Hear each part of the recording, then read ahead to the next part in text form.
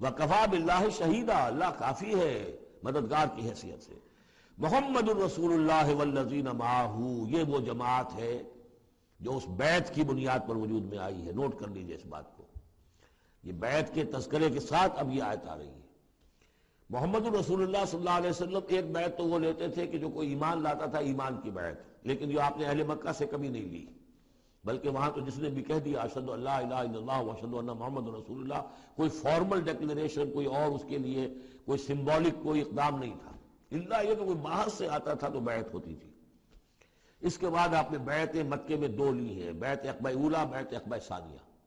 اور بیعت عقبہ ثانیہ کی بیعت وہ ہے کہ جس سے اب وہ ایک جماعتی شکل بنی ہے، اس لیے کہ اس کے الفاظ کیا ہیں، متفق علیہ روایت ہے، یہ بخاری اور مسلم دونوں میں، راوی اس کے حضرت عبادہ بن ثابت رضی اللہ تعالیٰ عنہ۔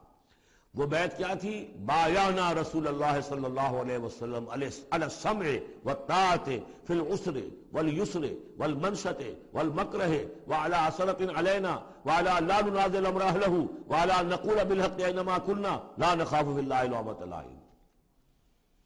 ہم نے بیعت کی تھی اللہ کے رسول سے کہ آپ کا ہر حکم سنیں گے اور مانیں گے، اطاعت کریں گے،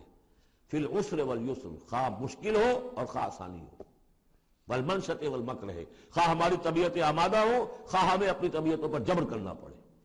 وعلی عثرۃ علینا، خواہ ہم پر دوسروں کو ترجیح دی جائے۔ ہم کبھی نہیں کہیں گے کہ ہم آپ کے پرانے ساتھی ہیں، آپ نے بالکل ایک نووارد کو ہمارے اوپر امیر کیسے مقرر کر دیا، نہیں،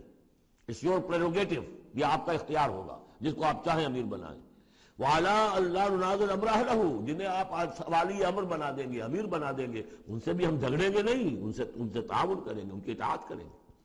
جیسے کہ ایک اور حدیث میں حضور نے فرمایا من اطاعنی فقد اطاع اللہ ومن عصانی فقد عصی اللہ، جس نے میری اطاعت کی اس نے اللہ کی اطاعت کی، اور جس نے میری نافرمانی کی اس نے اللہ کی نافرمانی کی۔ ومن اطاع امیری فقد اطاعنی،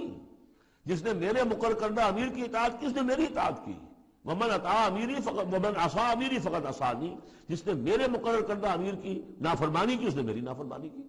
اب ظاہر بات ہے جب جماعتی زندگی ہوتی ہے تو ایک ہی امیر نہیں ہوتا،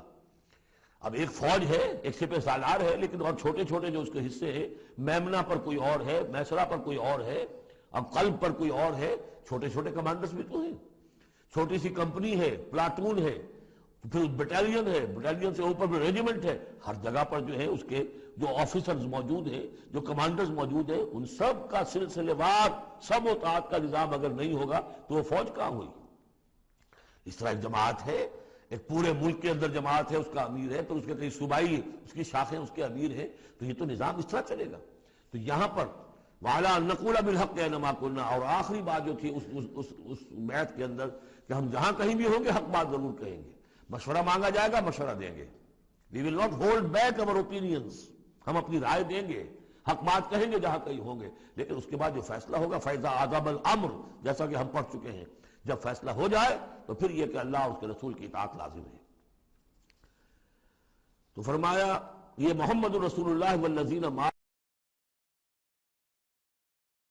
کی جو جماعت بنی ہے اس شکل میں،